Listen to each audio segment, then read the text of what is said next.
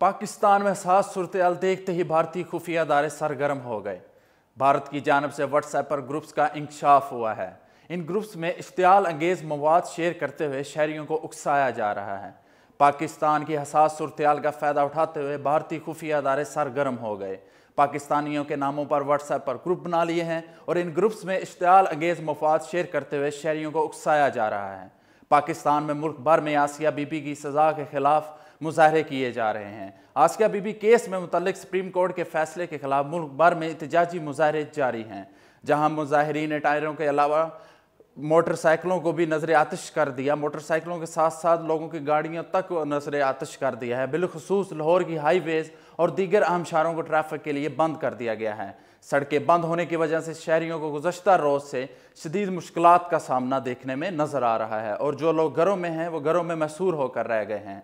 ताहम इस तमाम सूरत हाल में भारत अपने ओछे हथकंडों से बाज ना आया।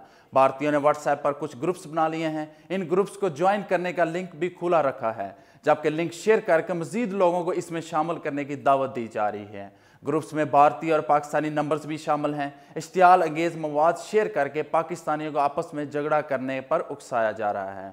दर्जनों की तादाद में ऐसे ग्रुप्स हैं जिनके नाम पाकिस्तान से मोहब्बत के नाम पर रखे गए हैं कि किसी मुहब्ब वतन पाकिस्तानी ने यह ग्रुप बनाया है, लेकिन जैसे ही ग्रुप ज्वाइन करते तो इसमें मुल्क मुखालिफ मवाद शेयर किया जाता है।